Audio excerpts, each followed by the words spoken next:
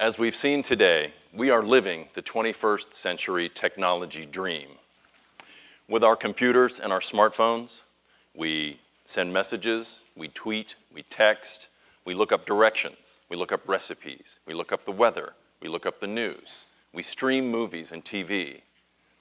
We have video calls with people around the world. We manage our budgets, we do lots of email, and we create and we give presentations. We use these tools so much that a lot of the time it's almost effortless. We become fluent. We don't have to think about using our tools, we just get stuff done. So let's get some stuff done. You've got to give a talk. You've got to put some slides together. So you grab your PC, you want to fire up a familiar tool. But your PC goes dead. Dead, dead, dead. So you scramble. You find another computer, but it doesn't have PowerPoint. It's a Mac, so it does have Keynote, another presentation app. So you can put something together, but it's not the same as what you're used to. Tools have different names. They're in different places. You can communicate, but you can't do it efficiently. You're not fluent. So let's make this even harder. You don't get a backup computer at all, but you do have that smartphone. And there are presentation apps that'll work on a phone, but they're smaller, they have an even more limited tool set. It makes it even harder to be fluent. You've got to pay attention to the tool before you can get your work done. This can be frustrating. It may even make you anxious. Okay, let's try and get another job done. You've got to do a report on a big set of data. You've got to analyze that data. You've got to find the patterns in it, figure out what information those patterns indicate, and then tell that story.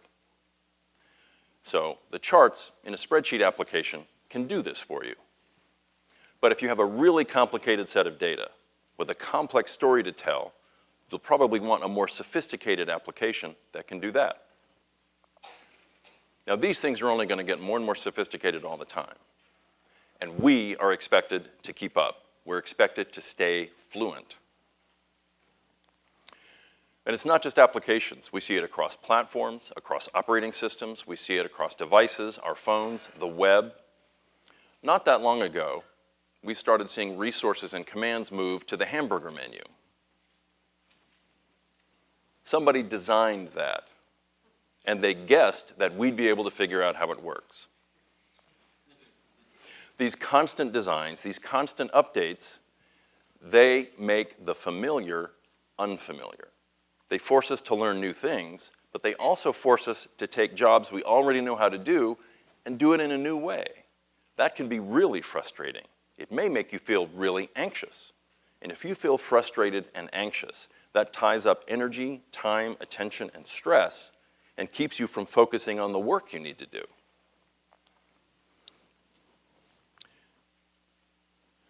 The interfaces that we work with on our devices are created by designers. Designers make guesses about how we're going to respond.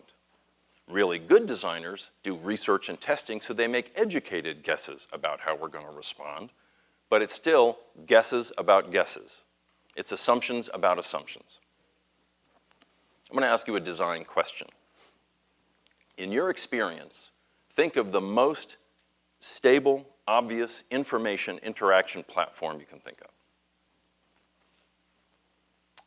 My guess is it's the book. When you look at a book and you see white space around big words, you know it's a chapter heading. The dense text underneath it is the content. Symbols in the corners tell us what page we're on. If you want to do a search, you go to the table of contents or the index. You want to link to another source, you go to the footnotes. We know the interface for this information because this was a result of years of experimentation and trial and error. But it's early days now in the experimentation for the interfaces for our devices. It's all part of a big experiment. An experiment is about testing assumptions, and assumptions don't always turn out right. And so if a designer makes an assumption that turns out to be wrong, and that makes our guesses wrong, that's the place where this cognitive and even emotional challenge can arise. That's where our frustration and anxiety can come in. So what do you do when a series of guesses goes wrong and you're forced to pay attention to your tools and you can't get your work done? It's like you're used to hammering nails and you're just efficient at it. You're fluent. You can just put stuff together. And suddenly you come into work one morning and you get a hammer upgrade. It's heavier, the handle's longer, and you've got to pay attention to your tool before you can get your work done. In my more than 20 years of working here at Georgia State University, I spent more than 17 years of it in the College of Education and Human Development, working as a technology coach and a trainer. One of the things that I learned there when I worked with all the different departments and lots of different educators, it was especially when I worked with the teacher educators and the student teachers. We'd always circle around to the wonder of watching young minds work. You give a problem, you give you give any kind of a problem to a young mind and watch them go. And they'll try this, and they'll try that, and they'll try something else, and then they get it. And we say, that's a young mind learning. That's wonderful. We've seen how pleased it can make a teacher to do that. But let's change something in that scenario. Let's replace the young mind with a competent, experienced, educated adult, somebody like you. And you've got a problem you've got to solve, and it takes you 4 tries. Are you going to say triumph of the mind, or are you going to say it took me 4 tries and a 75% failure rate? What's wrong with me? I'm no good at technology. It's not that you're bad at technology. This is hard because it's hard. It's easier for young minds because young minds, young brains have a plasticity that we all age out of. And young minds, I'm assuming, all want to become older minds. So older minds take more time, more practice, more repetition to learn. It's not your fault that this stuff is hard. But if you want to keep up, if you want to become fluent and stay fluent, it is your responsibility. So what do you do when changes you didn't ask for keep forcing you to pay attention to your tools again and again and again? I say you need 3 things. You need persistence.